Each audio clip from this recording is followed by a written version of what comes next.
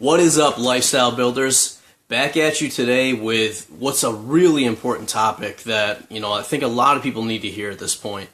So, I've been around the entrepreneur space about 10 years, and so I've worked with a lot of entrepreneurs. I've seen the ones that have succeeded, I've seen the ones that's failed, and what I want to talk to you about today are really the three key things that I've found people need to be focused on for success.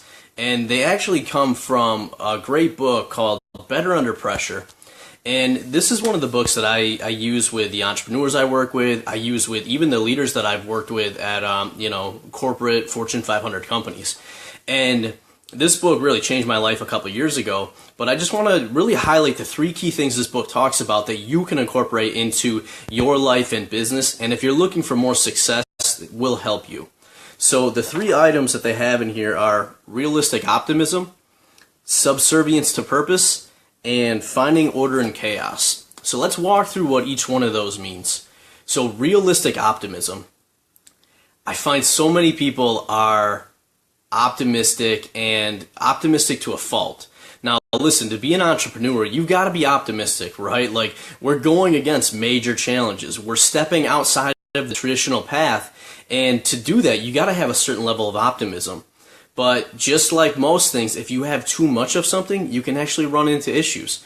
So what happens when you have too much optimism? You actually don't find the issues in your plan. You actually don't see the challenges that are going to come up along the way. And when those things happen, you're likely to get demoralized because you were so optimistic. I mean, we had a post yesterday talking about, do you need passion for your business? And one of the things that I find, one of the downfalls of passion is that a lot of people that are passionate are also very optimistic. And when something goes off or something goes a little bit awry, their passion tends to dwindle, their optimism tends to dwindle, and then they can't find the motivation to succeed. So what is realistic optimism? It is optimistic about the future and where you want to go and the fact that you can get there. But the reality of it's going to be tough. There's going to be challenges that are going to come up that you're going to face. And just by knowing those, you're setting yourself up with the expectation that it's going to happen. And when it does, I'm not going to get defeated. But I'm going to realize it's a step on my journey to actually achieve that success. All right, number 2, subservience to purpose. What does that mean? Really, it means, what is the end goal? What is the higher purpose? What's the bigger thing you're going after? And then pushing everything in that direction or towards that. So a lot of people get caught up or confused along the way where they end up getting sidetracked or they end up doing things that don't ultimately support the end result that they're looking for. And as a result of that, they don't achieve that end result, or it takes a lot longer than they expect it to. So what you want to do here is really make sure you're clear on what is that higher purpose, what's the higher vision that you have for your business and for your life, and make sure that you're making intentional decisions with everything else you do to set you up with the best chance of success to get there, right? And then 3, finding order in chaos. The entrepreneurial space, heck, even life is chaotic.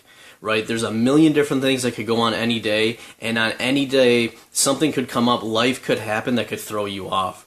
So one of the best skills that I've seen from successful leaders and entrepreneurs is really that ability to not get overwhelmed when things are chaotic, right? It's so easy to let our emotions kick in, but if you can kind of take a step back, understand you're on a path, understand something's come up, and instead of letting the emotions overwhelm you, start to think logically. Okay, what got us here?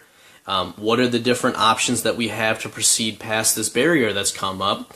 What are the pros and cons of each? And then which one has the best chance of success?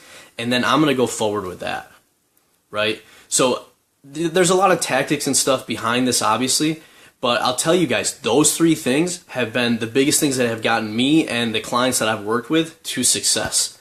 So let's recap those. Realistic optimism.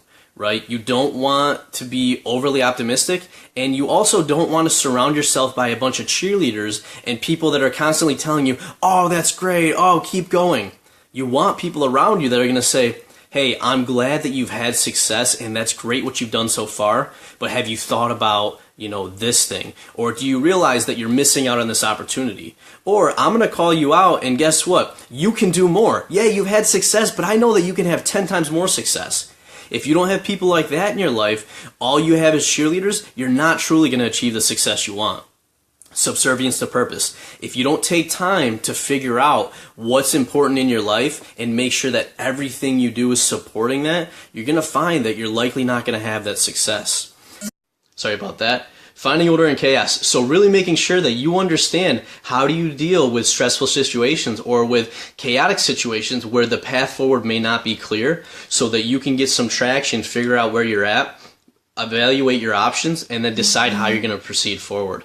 So by doing those three things, you're really going to set yourself up for success. So if you have any questions or comments, or wondering how you can actually implement this, leave a comment below and we'll jump in and give you a little bit of guidance. So that's the wisdom for today. Like I said, this book, Better Under Pressure, really good book if you're looking for more information on this. And otherwise, we'll see you guys next time.